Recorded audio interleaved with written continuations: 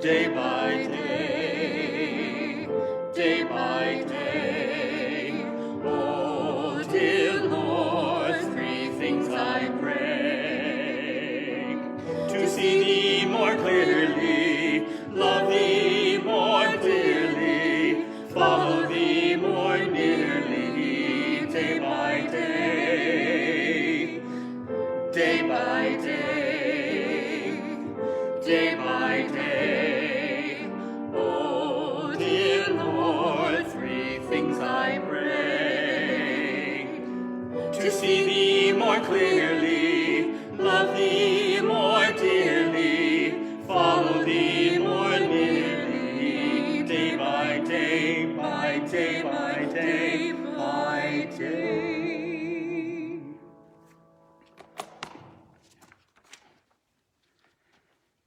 So join me in our call to worship, which is based on Acts 2. Come, let us devote ourselves to biblical teaching and Christian fellowship, to the breaking of bread and to prayer.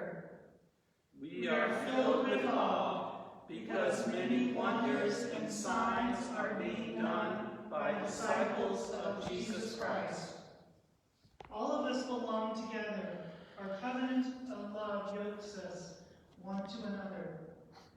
Willingly we make sacrifices for God and each other, offering our time, talent, and treasure, and sharing them with all as any have need.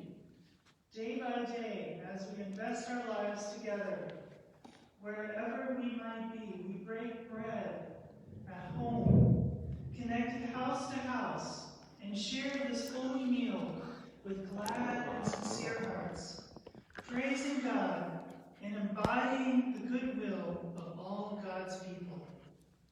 And day by day, the living Christ adds to our community of faith those whom God's grace redeems, saves, and transforms. Amen. Now join us in our unison prayer and invocation. Gracious and loving God, it is so good to be here, there, everywhere. We are wandering, aimless, and disconnected, like sheep without a shepherd. What a gift to be present with you.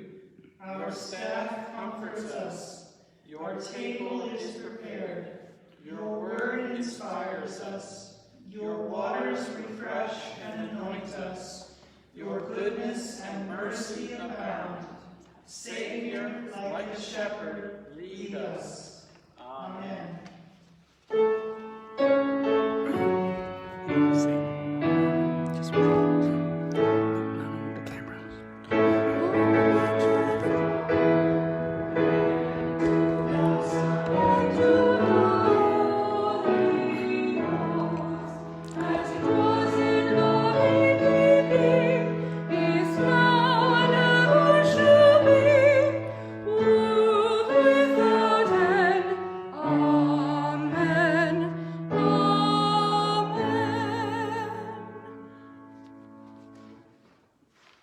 Please be seated.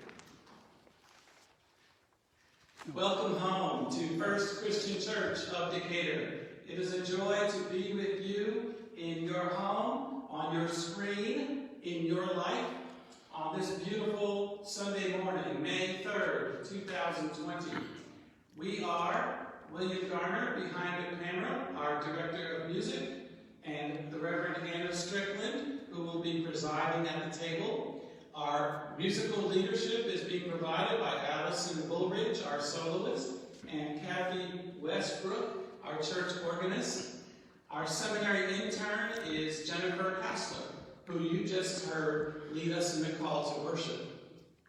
Welcome home. Every Sunday in our worship service, we pretty much invite anyone and everyone to yoke themselves with God. And we say, all those who would like to join are invited to do so. You may join by transfer of membership, by confession of faith, by the renewal of the vows of your baptism. And our invitation is an open and affirming one, for you are invited into full participation in Christ's church. This week someone sent me a video of somebody testifying how they did not feel welcome in Christ's church, and that breaks our heart. We want you to know that you and yours are welcome. We love you, God loves you, and may God's love and grace be with you. So, we're going to take a few minutes today and recognize our graduates as Kathy plays Pomp and Circumstance. We are filled with pain and go ahead, you're the background. Here we go. We are affirming our graduates for the class of 2020, and this is a time when our students and our graduates and families and friends and aunts and uncles all get together and make new memories. And that's not happening in such a great degree, and our hearts go out to all of our class of 2020. But this is a time for families to pose with photos and with happy and relief, for family and friends to pose with photos with graduates, and for tassels to be moved across the board, and for diplomas to be received and then put on a wall of honor in one's home or wherever you're going to put it. And so we are missing all that and more. And so our hearts go out to the class in 2020. Yet loss will never lessen our hope and our pride in our graduates. And so we are inviting you, if you've got somebody that you'd like recognized at this time, go ahead and post their name and their degree on the screen, and let us share and celebrate that. And we've got some names in our church congregation and community that we're going to be lifting up. So let us acknowledge and celebrate these graduates of the class of 2020. Addison Hensley, who is Pat Olive's grandson. He is graduating from Renfro Middle School. Well done. Natalie Stemple, an amazing young person in our congregation, is graduating from Lakeside High School, and she will be hopefully going soon to attend Georgia State University in the fall. Well done, Natalie. We're very proud of you. Ellen Williams, the daughter of Keith Williams, is graduating from high school in Alabama and will be going to Auburn University with a scholarship. Well done, well done. Christy Mott has received and earned her medical billing and coding degree at Gwinnett Tech. Well done, Christy. Dr. Mitch Musafi has completed a blood bank fellowship at Emory University here in Atlanta. Well done, Mitch. We're very proud of you. Henry Brewer Calvert has earned his Master of Divinity degree at Texas Christian University and Bright Divinity School. Well done, Henry. We are so proud of you. And Dr. Jennifer Hassler has earned her Master of Divinity degree at Candler School of Theology at Emory University here in Atlanta. So let us all acknowledge and give a big shout out to the whole class of 2020. Let's give God and all of them a big round of applause.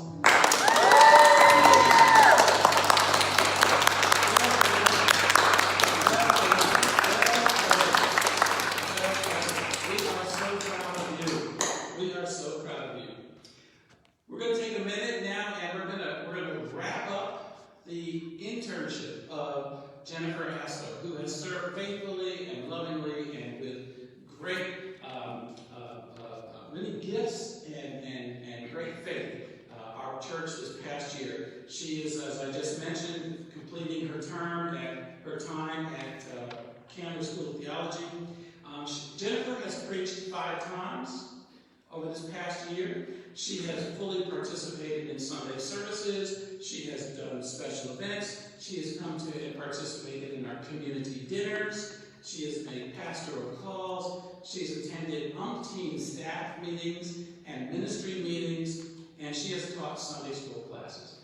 That's a lot for anyone, and it's a lot for someone who's going to school full-time and has a family full-time and is a professor at Georgia Tech full-time.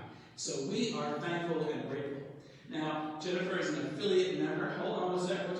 She's an affiliate member of First Christian Church, so we hope to continue to have a relationship with you and to see where God is leading us. But we're going to close this chapter of ministry. We had a great opening, and we're going to have a great closing. And so we acknowledge your many gifts. We are thankful. We have for you a gift that's in, ta-da. So thank you. I'm going to give this with a social distance. This is to you. Thank you, Jennifer, from our church. And by everybody else, may God's grace and love go with you. Thank you on behalf of the whole congregation. I've asked Jennifer to say a word as she so chooses, and then she will read our scripture for the day. And let the whole people of God say, Amen.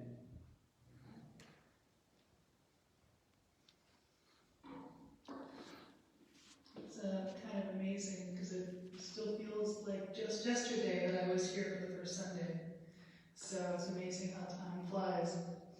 I definitely want to thank this congregation, the staff, Anna, James, for just what's been a wonderful year, and I really appreciate everything through this internship.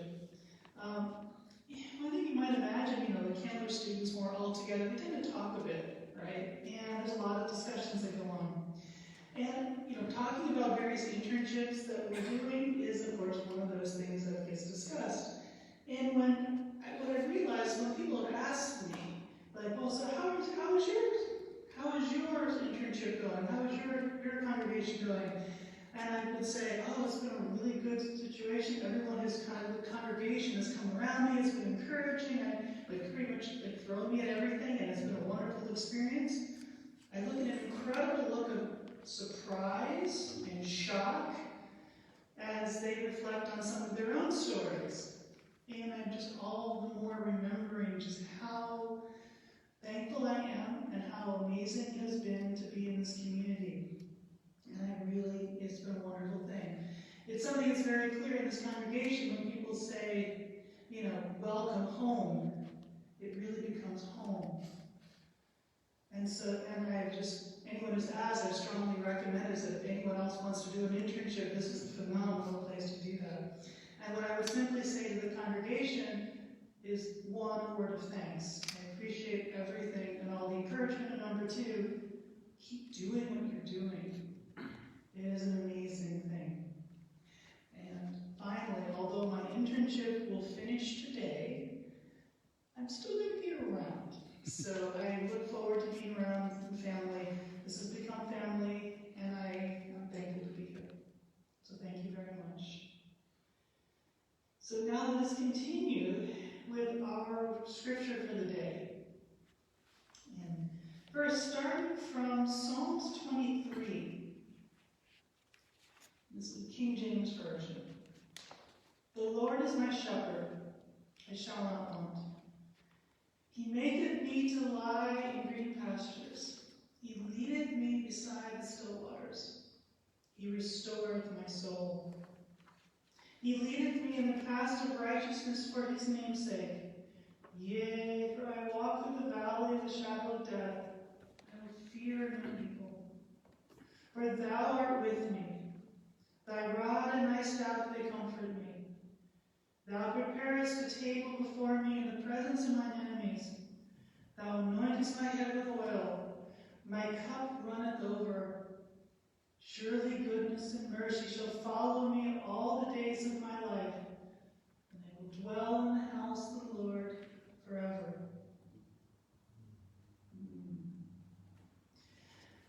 Second reading is from Acts 2, 42 through 47. They devoted themselves to the apostles' teaching and fellowship, to the breaking of bread and the prayers.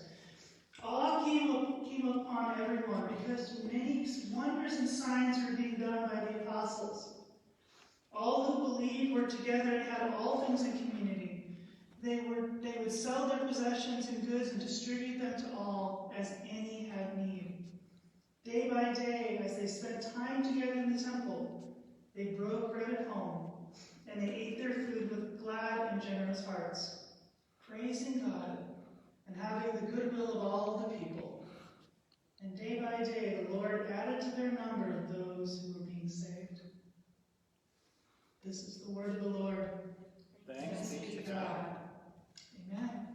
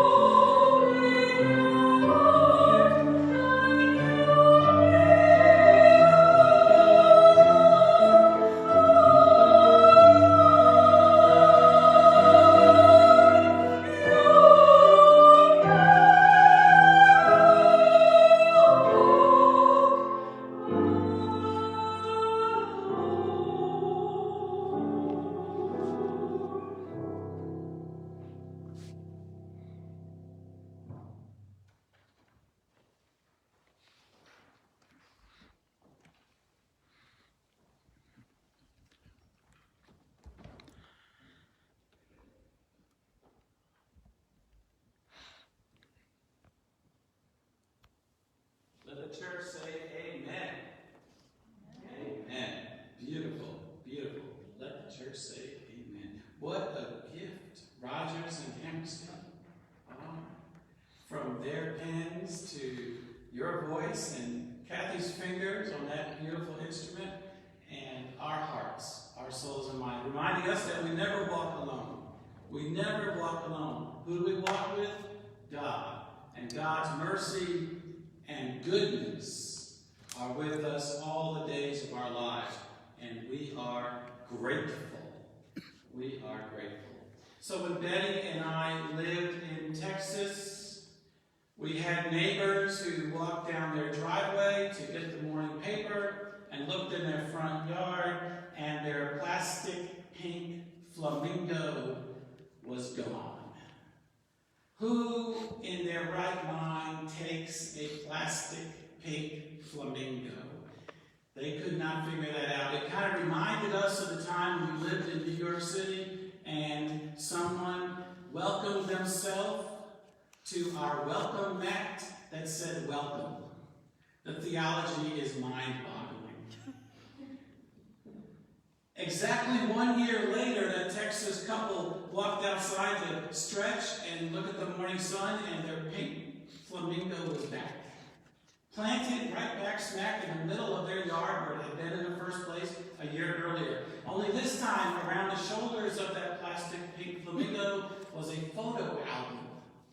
And in that photo album were Polaroid pictures of the pink flamingo in front of the Taj Mahal. And a picture of the pink flamingo in front of the Eiffel Tower. And here she is with the Great Wall of China.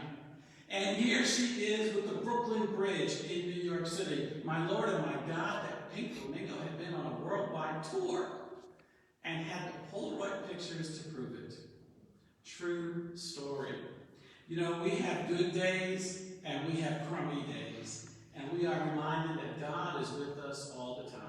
Good or bad, God's goodness and mercy are with us each and every step of the way. I'm going to share with you a story about a mentor who taught me that invaluable lifelong lesson about God's goodness and mercy. And while I'm telling this story, I want you to share with us your mentors. Who has testified? Who has shown you God's goodness and mercy? I want to hear, we all want to know your mentors, those who have shared their life and their faith journey with you in such a way that it shaped you and made you who you are today for the better.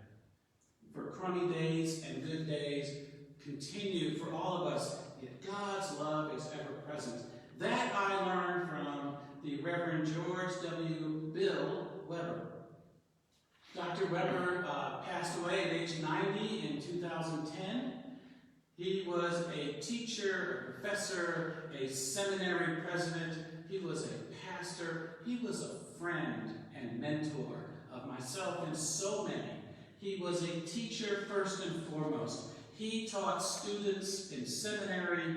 He taught men who were incarcerated in prison how to be ministers and how to practice goodness and mercy. And he was on the United Church of Christ Commission on Ministry, which endorsed me to serve as a Christian minister of the gospel.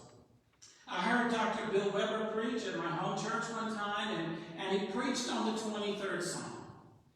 And he said that he has always incorporated the 23rd Psalm into worship services that he leads because it is such a core point of part of his faith journey. Such a crux of his own love for God and reminding him that when we have good days and crummy days, that God is always present. And in that sermon, Bill Weber shared that there were times when he succumbed to his vulnerability of I would call it modern days personal angst of not quite sure whether we're making a difference. Have you ever had that feeling? Ever had that feeling where you're not quite sure that what you're doing, what you're practicing, what you're preaching, what you're doing on your daily basis is making a difference? Do my prayers matter? Is what I'm thinking, what I'm doing, does it matter? Am I making a difference? Am I helping anybody? Do you ever feel that way?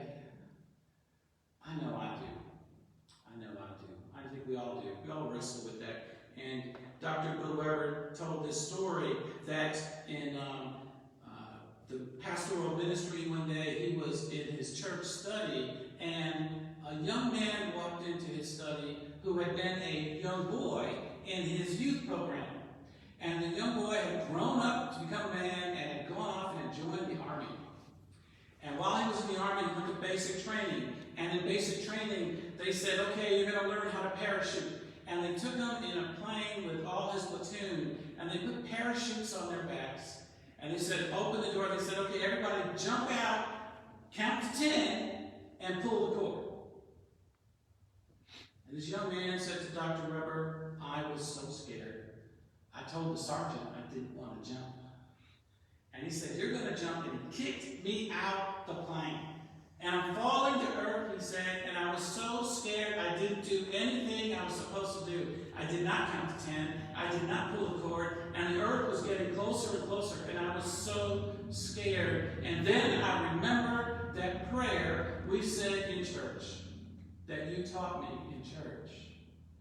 And I started to say the 23rd Psalm. The Lord is my shepherd. I shall not want. And he began to say it over and over again. And he found the strength and the calmness to pull that cord. And the canopy opened above him. And he said, Pastor Weber, as I floated to earth, I said the 23rd Psalm over and over again. And I gave God thanks that God's goodness and mercy were with me. Will you join with me? I know Jennifer's already shared it with you, but I'd like us to say it together.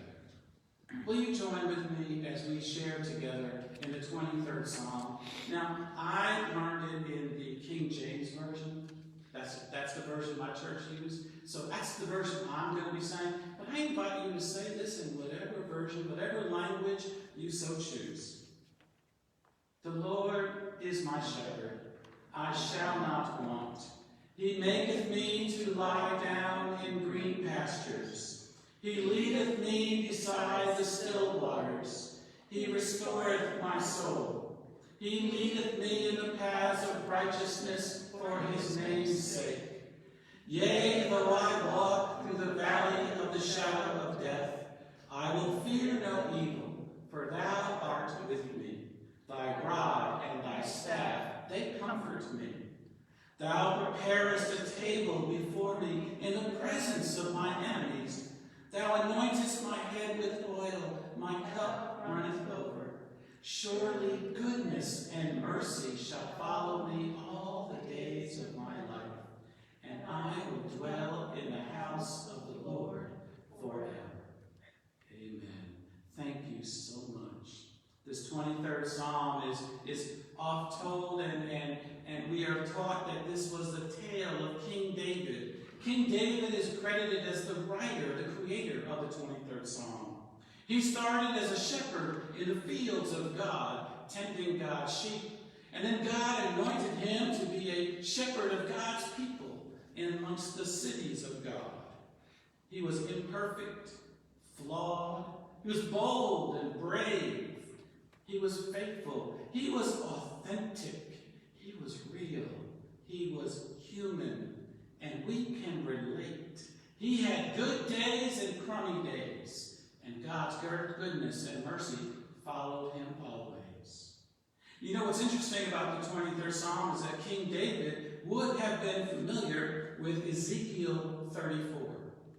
Ezekiel 34 is where Ezekiel says to the whole people of God, in effect, feast on God's goodness and mercy and justice. Ezekiel 34 reads, For thus says the Lord God, I myself will search for my sheep and will seek them out.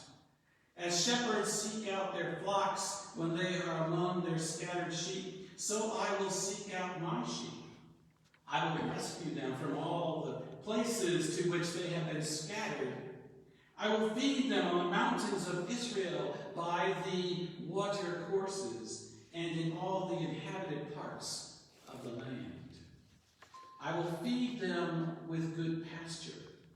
There they shall lie down in good grazing land. Is this starting to sound familiar? There they shall lie down in good grazing land, and they shall feed on rich pasture on the mountains of Israel. And then here Ezekiel stops preaching and he gets to meddling. Listen to the prophet. I will seek the lost, he said, and I will bring back the stray. I will bind up, I will heal the injured, and I will strengthen the weak. But the fat and the strong I will destroy. I will feed them with justice. I will feed them with justice. God's goodness and mercy are provided, but if you are not acting as you need to act, God's going to feed you something. He's going to feed you some justice. Feast, says the prophet Ezekiel, on the goodness and the mercy and the justice of God. We learn from the prophet Ezekiel and from David, the shepherd king, and from Jesus Christ, our Lord and Savior, and from all the mentors who have shown us God's love and goodness, that God's mercy is with you always and shall follow you and be with you in the good days and the crummy days. A friend of ours has posted on Facebook, and I got permission to share this posting. Quote, "There are good days and there are crummy days, quarantine or no quarantine," she says. Today, it was a crummy day over here. My kiddo and I both felt grouchy, oppositional, restless, and short-tempered today. We tried all the things that usually work to cheer us both, but couldn't quite shake it. Some days are like that. Around 7 p.m., my child stomped off to her bedroom and slammed the door. And I'm just going to point out that her child's about 4 years old, okay? My child stomped off to her bedroom and slammed the door. A minute later, she threw out a doll that had been mine as a child and slammed the door again. My temper rising, I walked over to pick up the doll, but before I could open my mouth to remind her and scold her for throwing toys, she yelled angrily through the door, and I quote, "There, Mommy, there is your doll. You can cuddle with her. It will help you feel better. I would cuddle with you, but I can't because I am too mad. So I am staying in my room." End quote. And her mother says, that was a good reminder for me. Most of us are doing the best we can with a very complicated and difficult situation.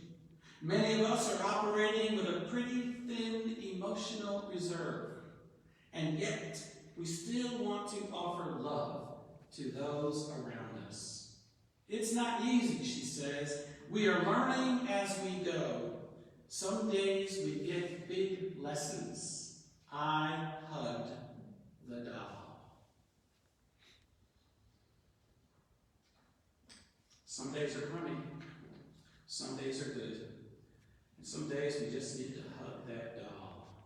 Some days and nights teach us lessons we may share with one another about the goodness and mercy of God. And some of those lessons are coming to us from 4-year-olds or from 40-year-olds or for those who are 100 years old. We need to be listening. Yesterday the Blue Angels in the Air Force, they flew over Atlanta to show their gratitude to the medical personnel and first responders, and it was quite a show. Part of the irony of that is that thousands of people showed up and got all standing together to watch that. It was a very interesting moment. And we had traffic for the first time in Atlanta in about 6 weeks. Never a dull moment in Atlanta, I must say. But we are grateful for the Blue Angels. But I want to tell you guys, disciples of Jesus Christ in our congregation are also cognizant of sharing our gratitude for medical personnel and first responders. Not very long ago, the late Reverend Dodge Green pastors helped our congregation to provide a service for wounded healers in our midst. Have you ever thought about hospice caregivers? The doctors, the nurses, and the caregivers, 100% of those who they take care of will pass away. Who's ministering to the wounded healers? Who's ministering to the chaplains and the doctors and nurses and the caregivers? So Dodge Green pastor said, let's have a service gratitude for them. So we gathered Atlanta's best and faithful pastors and chaplains and caregivers and doctors and nurses in our chapel. And during that service, Adaj invited them to come one at a time up the aisle to be anointed with oils on their forehead and to be prayed over. And as each one came one at a time up the aisle, she asked an elder to walk on the right and another church elder to walk on their left. And she said, this elder is goodness, and that elder is mercy. And you know and remember that God's goodness and God's mercy are with you always. Because that's the kind of church we are, as a church of Jesus Christ, reminding and teaching and empowering one another to live out fully God's call. To live out whether you are a caregiver or being cared for, or whether you're a little of both, that you're a wounded healer. We love you. We are with you. And God's goodness and mercy shall follow you all the days of your life. All power be to the Creator, and to the Son, and to the Holy Spirit. Amen.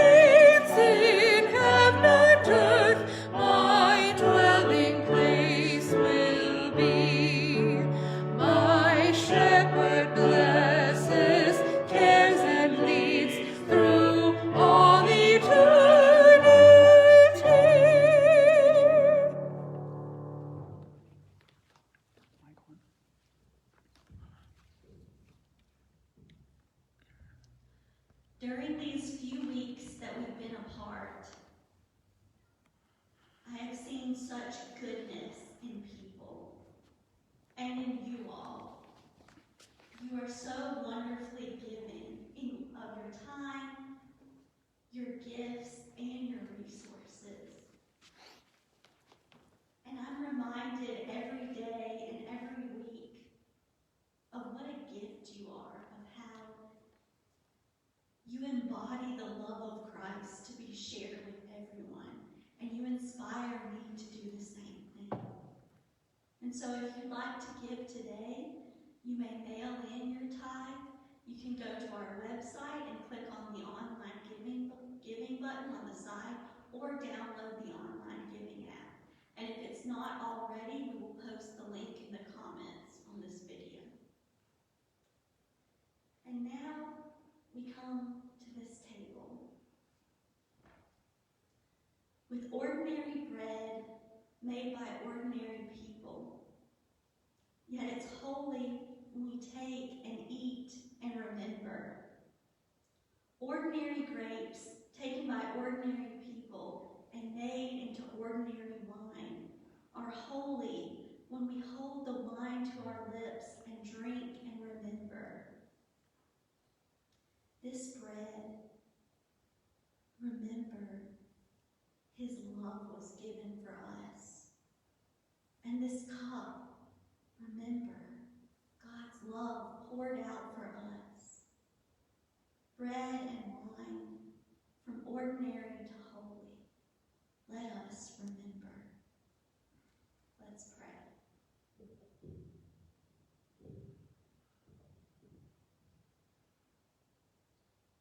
Dear God, thank you for loving us even unto death.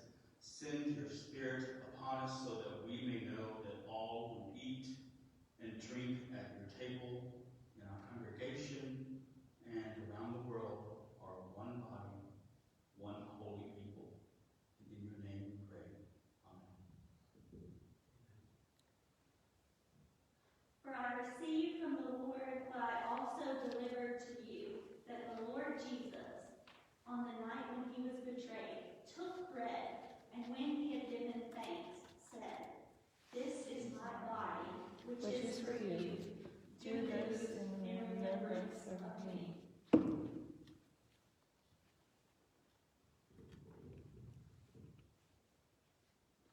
In the same way also the cup after supper, saying, "This cup is the new covenant in my blood.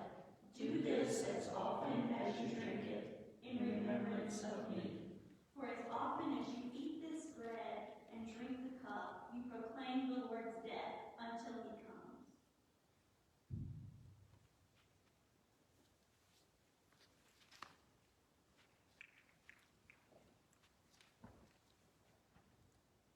Please join me in our unison prayer of conviction.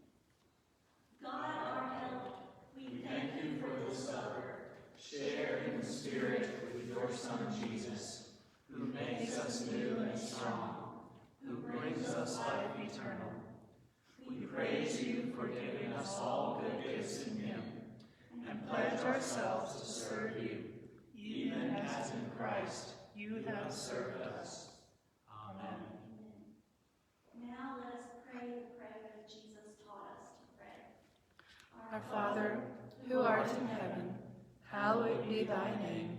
Thy kingdom come, thy will be done, on earth as it is in heaven. Give us this day our daily bread, and forgive us our trespasses, as we forgive those who trespass against us. And lead us not into temptation, but deliver us from evil. For thine is the kingdom, and the power, and the glory forever. Amen. And now sing, "My Life Flows On."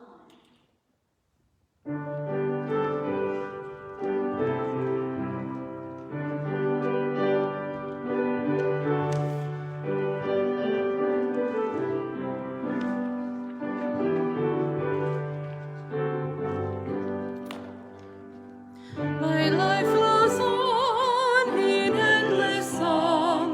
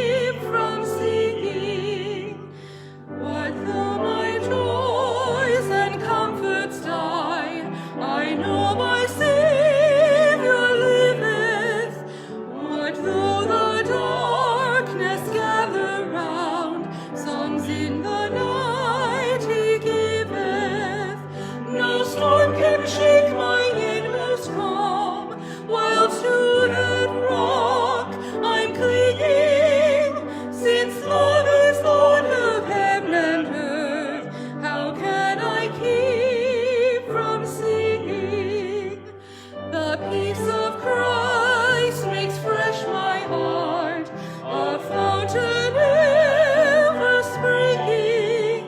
All things are mine since I am His. How can I keep from singing? No storm can shake my inmost calm, while to that rock I'm clinging. Since love is Lord of heaven and earth, how can I keep from singing? The early church appeared almost miraculously, as this beloved community. It became this amazing community that sort of rose out of very uncertain times. And we live in that legacy, bringing an amazing community in sort of new and amazing ways in what is also an uncertain time, bringing in the kingdom of God to this world, being the hands and feet of Jesus to an uncertain world. So go and live into being that community, however and whoever you interact with, to bring the hands and feet of Christ to each and every person, wherever you encounter them. And know God